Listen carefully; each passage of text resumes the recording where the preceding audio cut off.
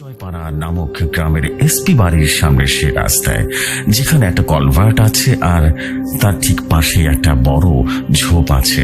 সেই জায়গায় আরো একটি ঘটনা আমি এর আগে সবার সাথে শেয়ার করেছি। সেই ঘটনা সম্পর্কে তুলে ধরছি। এই ঘটনাটি ঘটেছিল আজ থেকে প্রায় 7 থেকে 8 বছর আগে। একদিন এক রিক্সাওয়ালা রাতে এক প্যাসেঞ্জারকে নিয়ে সেই রাস্তা দিয়ে আসছিল। রাত তখন প্রায় আনুমানিক 11টা কিংবা 11:30টার মতো হবে। আমরা জানি যে গ্রামে 9টা কিংবা 10টা ঠিক আগে প্রায় বেশিরভাগ মানুষ ঘুমিয়ে পড়েন। তাই সেই সময়টা যেখানে একেবারে জনমানবহীন ছিল, তারা দুজনেই সেই রাস্তা ধরে যাচ্ছিল। এমন সময় তারা কিছুটা দূর থেকে হঠাৎ করে সাদা কিছু একটা লক্ষ্য করে এবং তারা সে কলভার্টের কাছাকাছি জায়গায় চলে যায়। তখন তারা দেখলো যে কলভার্টের উপরে সাদা কাপড় পরা একটা লাশ শুয়ে আছে।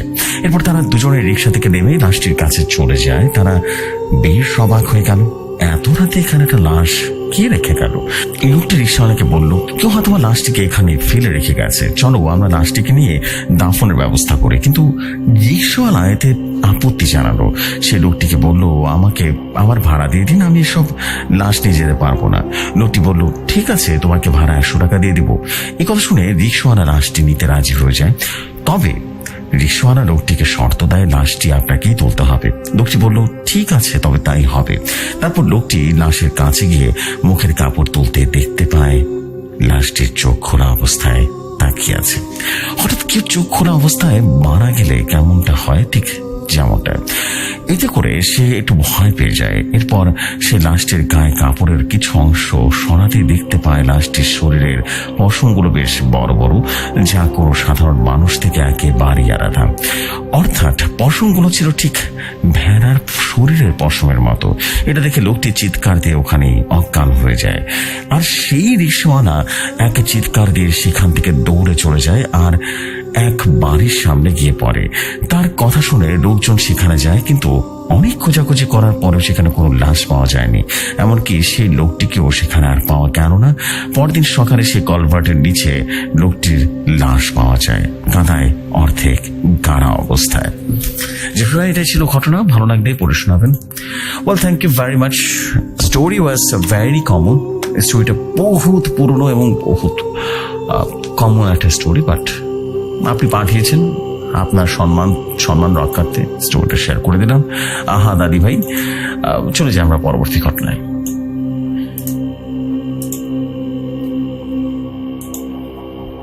যেভাবে লেখা আছে আমি সেভাবে পড়ছি, আশা করি ভালো লাগবে আপনাদের। তিনি লিখেছেন, আসসালামু আলাইকুম জেফরি ভাই, কেমন আছেন ভাই? এখন আমি যে ঘটনাটা পাঠাবো সেই ঘটনাটার নাম ভয়ঙ্কর কালো জাদু, যে জাদুতে মানুষ মৃত্যুবরণ করে না কিন্তু মানুষ মৃত্যু কামনা করে। ঘটনাটি আমার বড় ভাইয়ের কাছ থেকে শুনেছি। ঘটনাটি ভাইয়ের কাছে যেভাবে শুনেছি সেভাবেই বলবার চেষ্টা করছি। একদিন আমরা বন্ধুরা মিলে সবাই আড্ডা দিচ্ছিলাম। হঠাৎ করে এক বন্ধু বলে উঠল, আমার বড় ভাইয়ের বউয়ের সাথে একটা ঘটনা করেছিল। আমার বন্ধুর বড় ভাইয়ের কাছ থেকে যেভাবে শুনেছি সেভাবে বলছি।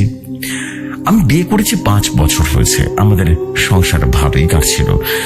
কিছুদিন যাব তার কিছু ব্যবহারের পরিবর্তন লক্ষ্য করে ঘুমের মাঝে মনে হয় আমার বউ যেন কার সাথে গুনগুন করে কথা বলে। আমি কিছু জানতে চাইলে বলে কিছুই হয়নি, এবং খেয়াল করে দেখি যে আমার স্ত্রীর পায়ে কিছু পরিমাণ গরু ফোঁটো।